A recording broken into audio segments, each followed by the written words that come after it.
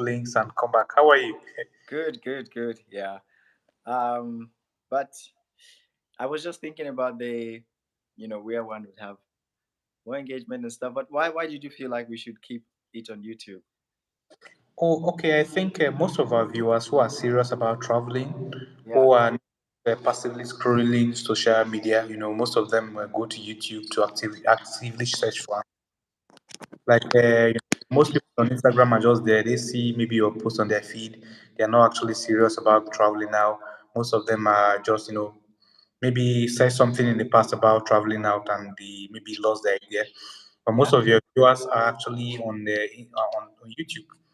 And this is where Okay. most of your subscribers, if you look at the subscriber base and the follower base on the all the social media platforms, YouTube is actually the most loyal. Like this is where you build a relationship with your followers. This is where you actually get to help them and all of that. Instagram, people just post anything there for likes and attention. When you really have to just work hard for what you have. You Like think so? you have to be able to give value to your followers or your subscribers for you to actually get anywhere on this platform. Can you That check is why I prefer it is stable and this? yeah. Okay. All right. No, makes sense. I do agree with you. I think you gave a relevant point, like where I get the most say traffic, real, Yeah, real engagement, like solid people that want to do something. Yeah, sure.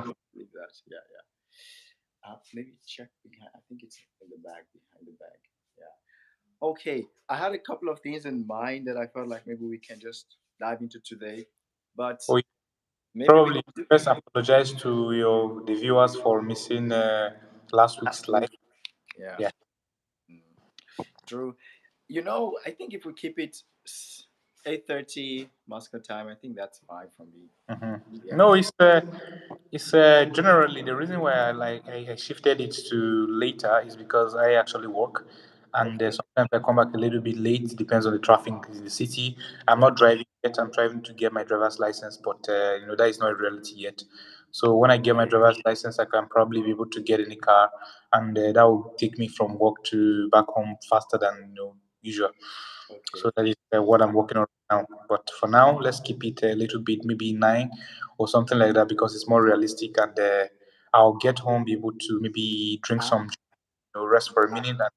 so nine's gonna be eight for me. That's fine. I just need to just plan myself and Yeah, kind of. Oh, sorry, I'm being very selfish right now. I'm not even asking you when it's convenient for you. no, it's quite flexible for me. I mean, I think yours like you have to work, so you don't have a lot of options. But me, it's just for me to plan my myself, get and also. I think it's yeah, I can be flexible. Yeah, let's see. But Mm-hmm. anyways, I would like to know what are like the most frequent requests that you get from people. You know, I get a lot of requests about studying in Germany, in Mm-hmm. Europe, and all. There are some bottlenecks when it comes to studying in Germany, especially for people from Nigeria and other West African countries. Yeah.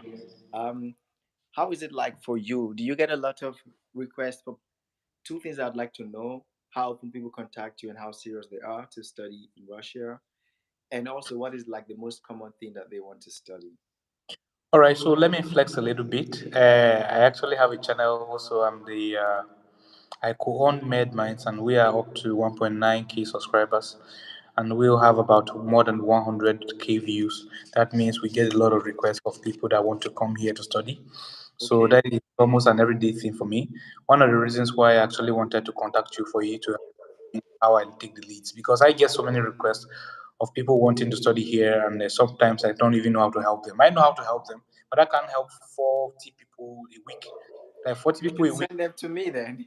No, you don't understand. Some of them are coming to study in Russia. I understand how to be able to process. If I'm processing 3 or 4 per week, then that works for me. But if I'm processing about 30, sometimes, especially in June, July, most of them, like in preparation for the September, most of them text me, and I But have to find you help can them. also send those to us. So um, if you get a lot of requests that you can't handle, Yeah. whether it's Russia, as long as it's Europe, you can also Mm-hmm. send this to us. So All right, that is. I will just give you. Maybe we can have a conversation on how to, yeah, the admission processes, the cheapest universities, and the frequently asked questions, so that you can be able to help them. And, definitely, definitely. I can link you up. We can have a chat with my colleague who mhm. handles like admission process. All right. In the last 3 weeks, we've just been posting. Maybe if you checked our Instagram page or stories, we've been posting back to back. Admissions and student visa that was just happening. Of course, Russia we haven't applied, but it's something that we can also look into No, and it's guide a very us. process for Russia. Russia is like Yeah, one of the easiest places to get admission to study medicine. yeah, You go to other places, you have to actually prove, like, even if you have high grades, you apply and then you are rejected. Russia doesn't even need you to have good grades. In yeah. fact, Russia needs, if you can get a deal in biology, you can still get admitted to study in Russia. Like, you get a deal in biology, a deal in chemistry, you can still get admitted to study in Russia. Russia, right? Like Why? like basically, the request Russia makes is that you actually did it. Did you sit down in a chemistry class in your life? What is the proof that you sat down in a biology class? You understand? So Okay, when you come here, they put the pressure on you. You study yourself. Like, nobody will even tell you. Like, when you see people getting chased on for failing exams, like, they give you three chances in a month. You write the first time, second time, and the third time, if you fail, you're going home. And it's not something that, like, you think it's a joke. You're on your way back to Nigeria or wherever you're coming from. So when you see that people are getting sent home after your parents have spent millions and millions and converted to thousands of dollars, then yeah. you get serious yourself. If you come to a Russian school, other people get exams at the end of the semester. We get exams every day. Like, it's almost like, there are two parts of the exam. Every day I go to class, I answer the teacher to show proof to the teacher that I know what I'm saying. And if I fail in three classes, then I get sent to the dean.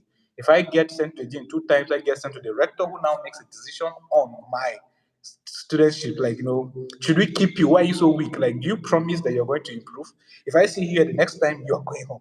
So by the time they give you all this, well, nobody tells you. You go read yourself. Like, most people, But I think that's good. I mean, it's like they give the first, everybody a chance, right? They give you a yes, chance, and then yeah, you have of time course. also to come up. And if you Yeah, really need to study, Russia doesn't care if you have a D in biology. They don't care if you have a C in biology. Like, in chemistry, you get the admission. Like, they only need to prove that, okay, this guy understands a little. This, what we're talking to him doesn't sound like gibberish to him. So once they admit you, they make you study. I came here. I don't think I was a very good student. I don't think I was. But right now, my any bro, backseater. like, of course, I have one of the best grades in the entire university presently. If I am able to show you, like, the Russian grading system is rated 1, 2, 3, 4, 5 according to ABCD, and so I have more fives than anybody in the university, like in Wow. the presently, and stuff like that. I am not a smart person. I'm not intelligent in any way. I don't know book. Let me say it, the stuff Then like Russia that. must be very So, dull if you are like the uh-huh. best. No, no, like, when I saw some of my classmates, going home, sent home because they failed, I was like, oh, these guys are serious. So Okay. nobody had to tell me. I had to go sit down myself and decide to, I focus, because I understand there is no way I can go back and face my dad and be like, Dad, okay, after all the money you paid, I went to Russia and fucked up, messed up and stuff. So, so that was the reason why I decided to put my head down and study. And it's not just for me. A lot of other people came here. We all come with that Nigerian mentality. I was in a Nigerian university myself. I was in a Nigerian university. So when I came here, I thought, oh, I'm not going to, it's going to be the same business as usual, me not attending lectures for 2 weeks and then only going when there is lectures. So when I came, I have not missed a class. I've missed only three classes. And that was when I had a broken leg and I still had to go, like, pay back the class. They call it atrabutka in Russian, not atravatabat. Like, you need to pay it back. What you missed. Class. For you to be allowed to sit for the exams, like, you need to know it. They don't take any chances. You need to prove that, yes, I actually know this topic that they're talking about. Yeah, yeah, of course. Yeah, Yeah, so they take don't it very bullshit seriously. around. Yeah, yeah. What? Say not to bullshit your way around, just No, it is not even possible, my bro. Like, okay, how do I explain this to you? I'm talking about a class of 15 people, and out of these 15 people, the teacher knows you, your last name, knows your first name, knows everything about you. He knows where you live. So if you don't come to class, he's going to come with a dean and knock on your door. Hey, what's up?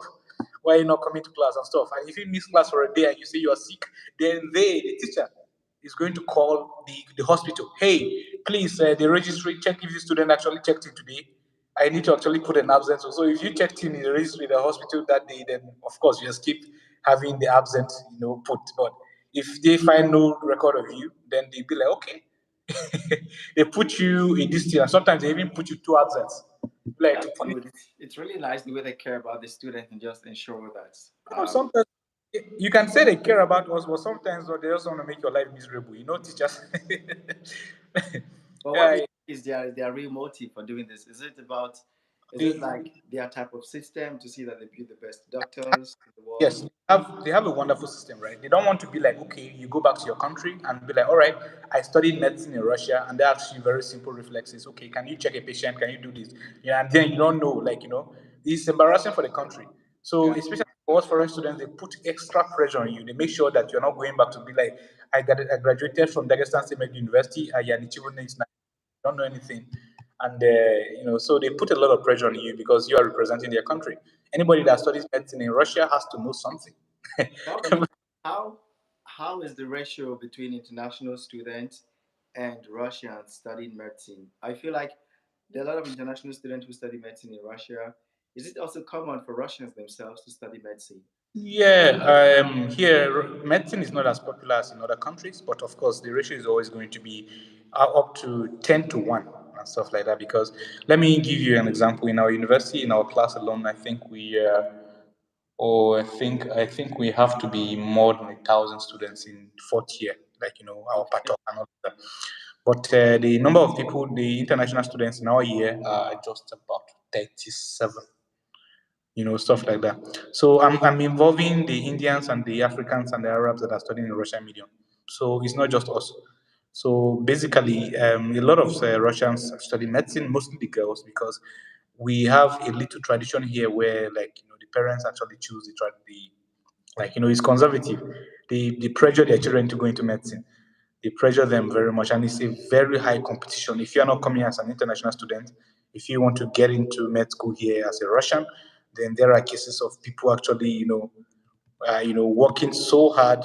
It's very serious competition, and Okay. Like so the families that want their kids to be doctors. of course, it's all over the world. Always remember that medicine is valued all over the world. It has been For valued sure. Mm.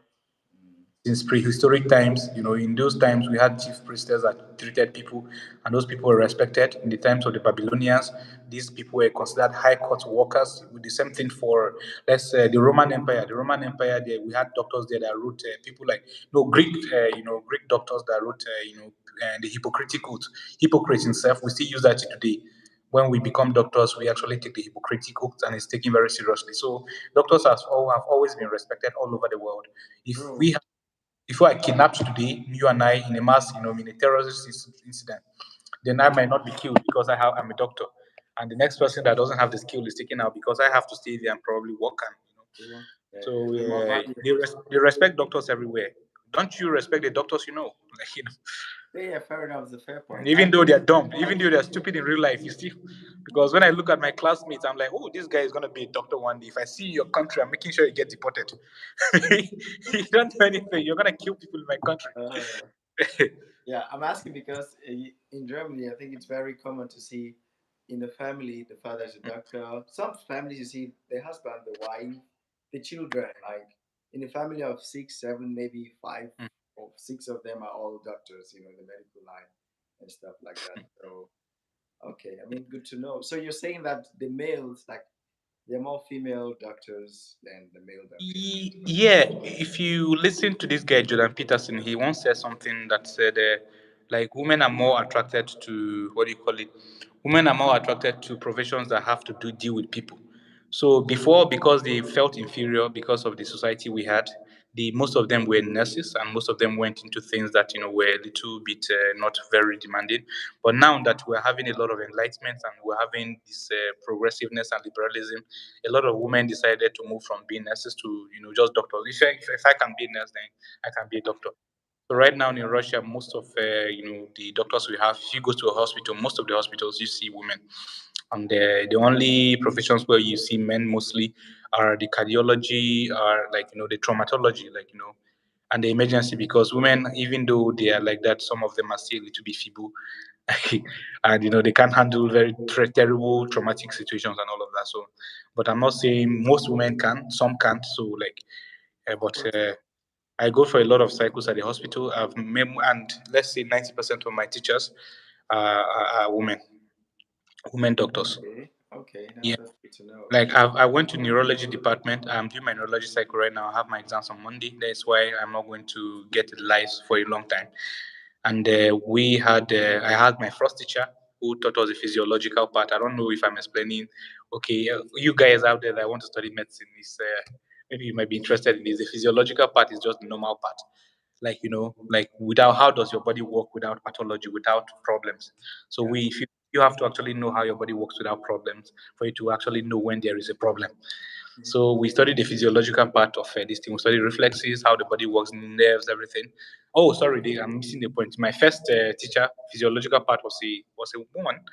My second teacher, the pathological neurology, was also a woman. My third teacher, neurosurgery, was also a woman. So, like, it's the department probably has about 98% women, and that is just one Really? department. Oh. Yes, and at my obstetrics, that is the gynecology and obstetrics. You have an idea of what I'm saying? Yeah. All of them are women, like all. None of that. I didn't see any man in that. There's Interesting to know. Yeah. And I think from my own experience in Germany, I didn't study medicine. I studied infection biology.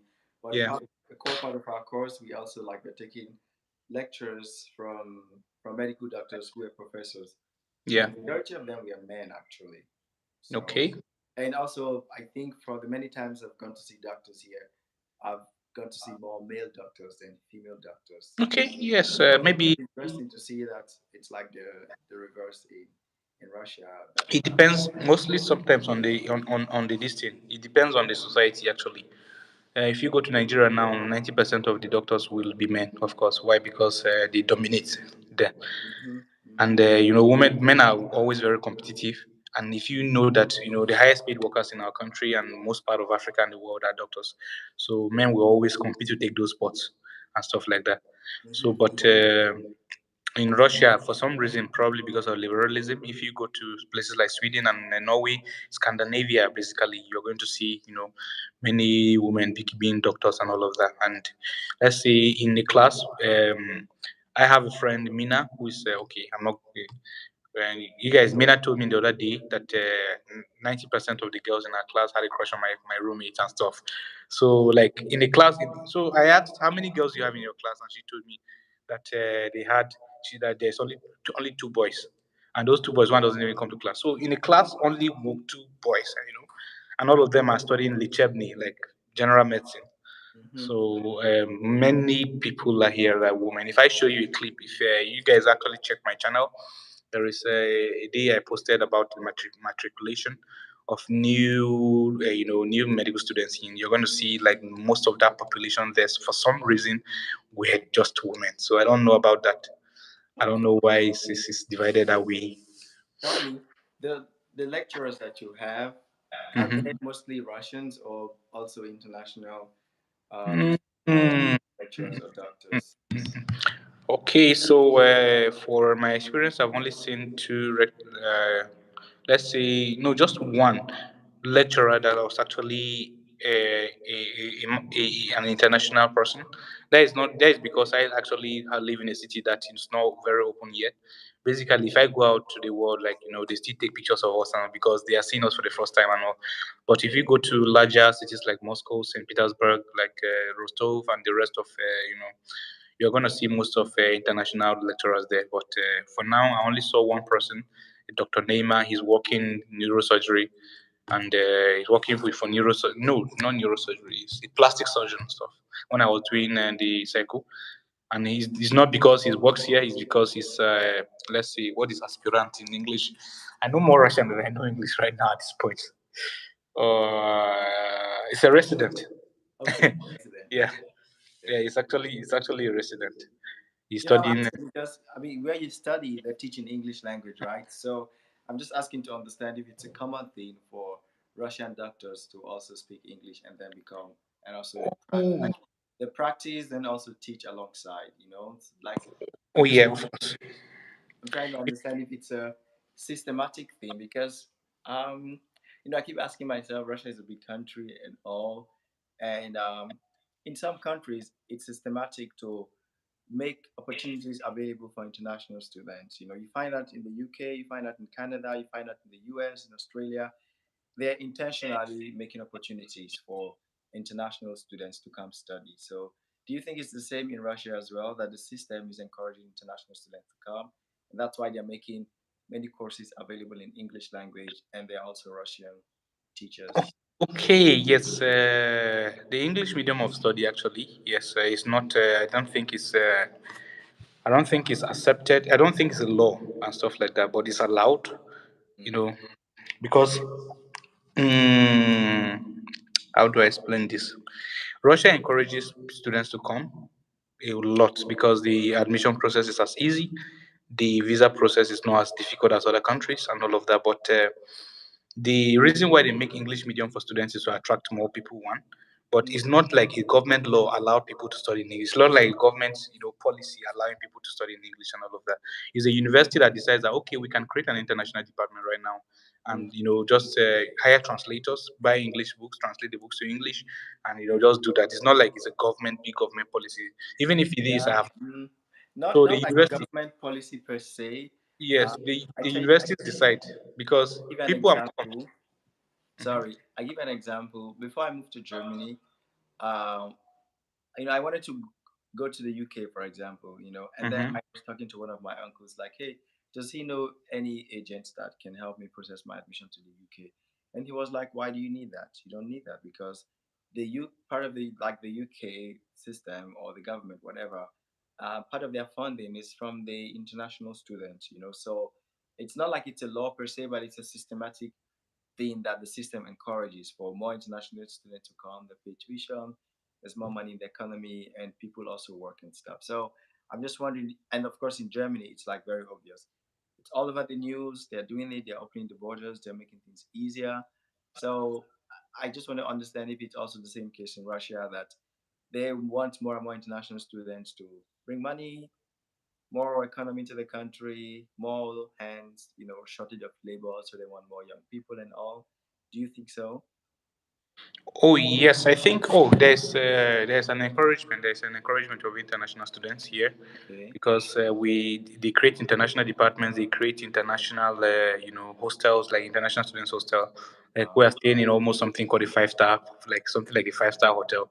And in some universities even have stuff like, if I show you, you're probably gonna be impressed. So they have a lot of policies and like less, but they encourage a lot of international students to come here. And That's recently, Putin, the president of Russia, passed a law that allows us to work. So like ah, that was 2 years ago, I think, and now we work legally without needing anything. You just need to show, hey, you're a student, you're a student. wow. So that Yeah, means maybe like your student visa comes with work. da. Da, я студент, я могу работать. Вот visa, вот я студент, показать, что я student, and that is all you need. And you get to work as anywhere in the country and stuff. So the second thing is security. Students here have a lot of security. There is a Russian intelligence.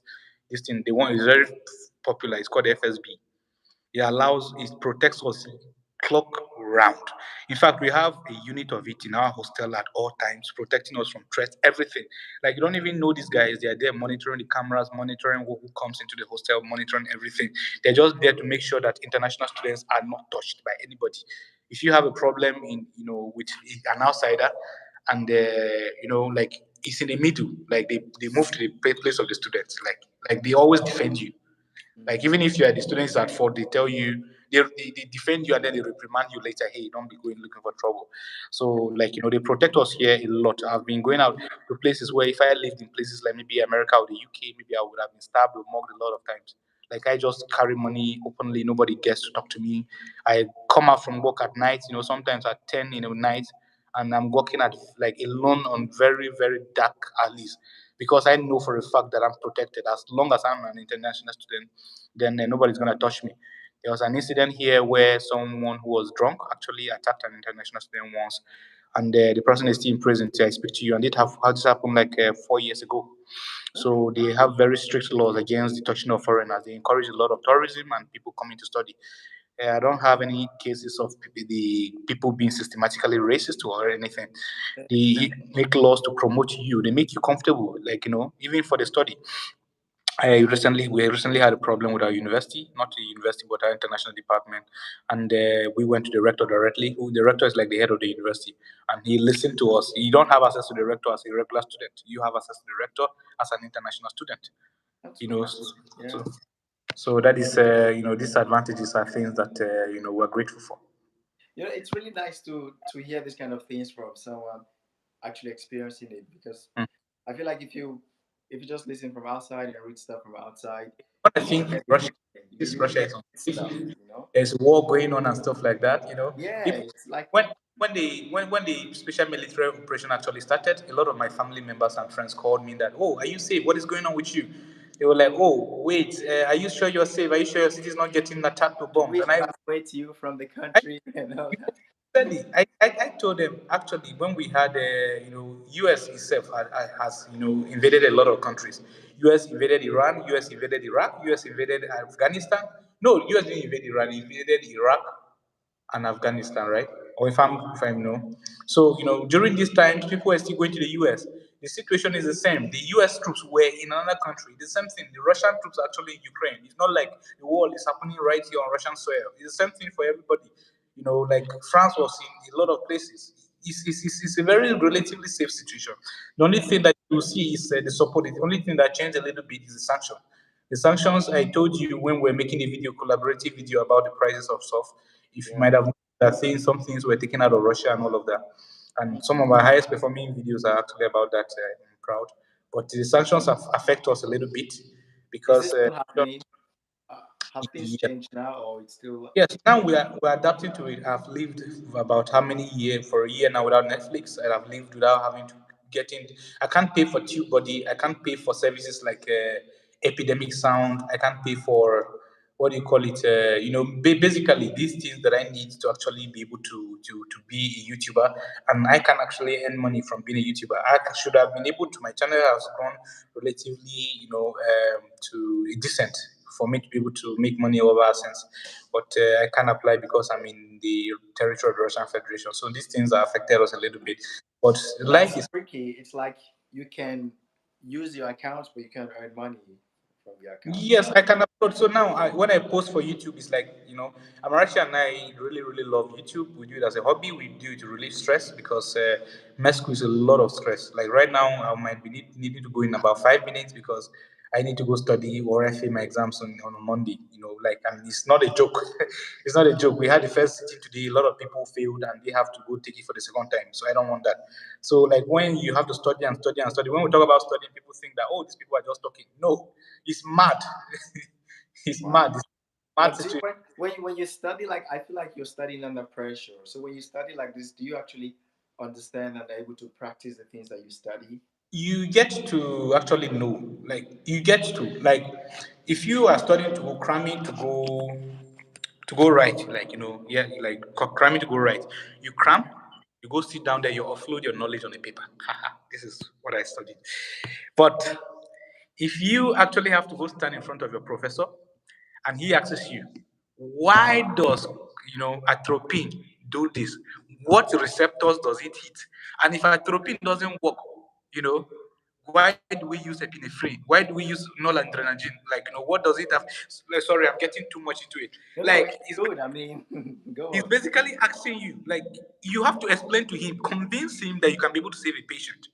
Like, convince me that you know this. Like, our exams are not written. Like, I should have mentioned that. It's their interview form. Like, you have to sit down and talk to the professor. You understand? Yeah. Like, so he asks you, like, we have 120 questions. He picks three out of it. You don't know which ones he's gonna pick. So they give you the questions beforehand to study, like for the entire semester, and then they pick three out of it. Like, they ask you, hey, okay, so what is this? What is cranial nerve number seven? What happens when it gets when there's a lesion? So you're explaining to him, and you can't bullshit him. You can't sit down there and try to be like, oh, cranial nerve number seven is located here, the nucleus are here. You be like, stop, stop, pajasta, stop. Skajiminia, Yesly, okay, but they are translators by the side. So what happens when this cranial nerve Wait, so gets he speaks at in this point? Russian and there's a translator that's Yes, yes. doing. That is that was before, but now I actually understand Russian. I only pretend not to understand Russian when I don't know the answer. I'd be like, yeah. So, of Okay, Okay, so okay. he actually asks you, why does this happen at this point? He makes you, he's a conversation, You can't just sit down there like, and then he asks you, okay, let me ask you one more question from the semester. Okay, can you tell me something about maybe cranial nerve number one? Tell me, like, something about, like the paragenia, the lesion. Mm. So, and then you sit down there and then you answer. He's not convinced. He gives another question. He's not convinced. He gives another question, tells you last chance. Okay, what do you know about the subject? Which one do you know most? Which one do you know most? Yeah, Let's. which most. Then you be like, okay, sorry, maybe I know a little bit about the peripheral tracks of that translate, motor function. And be like, okay, tell me. And with the one you know most, you have to impress him with it and stuff like that. Fair So enough. he's Yeah, spending 30 minutes with you, sitting down on the table. There's no way you can bullshit when you don't know. When you do not know, you don't know. that's So true. Yeah, yeah, yeah. Definitely, when definitely. you have to actually convince a man that has been practicing medicine for 30 years You can't that's maybe bullshit your way around. get with the same case in the morning Hmm. and then came in the afternoon to ask you the question, be like, okay, this patient has this, what do you do? The patient has hypertensive crisis, what do you do?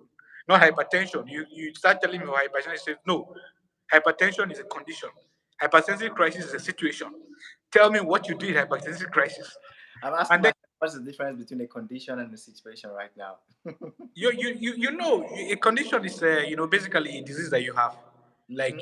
you have, okay, I have hypertension, but I'm not suffering from a hypertensive crisis now. You Okay, understand? that's more the current So situation. like the hypertensive crisis when the blood pressure rises above 160. For me, when once it rises above 150, I start recommending antihypertensive drugs. Most of them we use diuretics. Sorry, it's not a lecture. Like the ones that make like stuff like that. But hypertensive crisis for me, people say 160, but once it's 150, I start worrying. Mm. Like stuff. Yeah. So he asks you, so you have to know what you are studying. You know, theologians not. As a doctor, they say you must know 300,000 diseases and their treatment. You know, something just came to my mind now. I used to be in contact with a guy who also studied medicine in Belarus. So I think Yes. it was like close to the final year, and then he moved from Mhm. Belarus to Germany. I should Mhm. bring that. Maybe he's in the UK now. It would be nice to get him on board, and let's just, you know, also get his perspective of studying medicine in Belarus. He also was Yes. studying in English, but If he comes online, maybe we might speak Russian and then just occlude you from the conversation. Because it's it, basically it would be nice because then it's going to be encouraging to other people who want to study medicine, in Russia or anywhere in Europe. Yeah. oh, it's all right. So, like, maybe if you even have any other questions, then maybe they can tune in for the next live. I have to go study. My study partner is already texting me. We have to go do revision. We have exams on Monday, and it's brutal, brother. Yeah. If it's brutal, neurology is not a joke.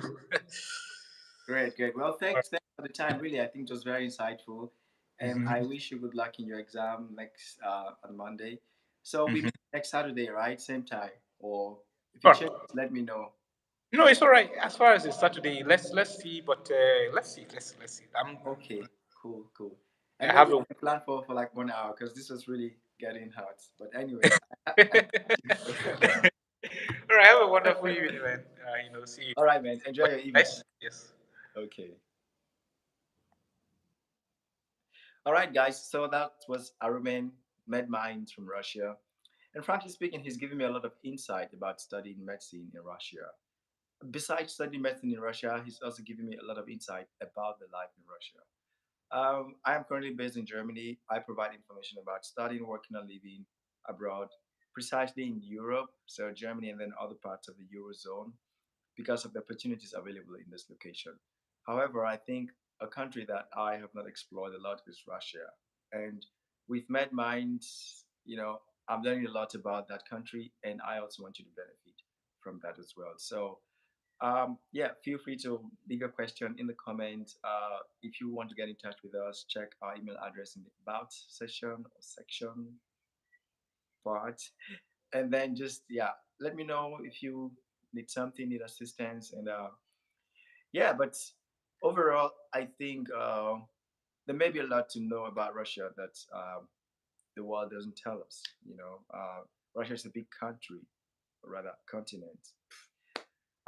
So keep that in mind wherever you are thinking about moving abroad to go study, work, settle. This is what we do here. Tell you about opportunities there, bring people from that country to where you are so you get to know what's happening there. So thanks, guys, and see you around. Bye for now.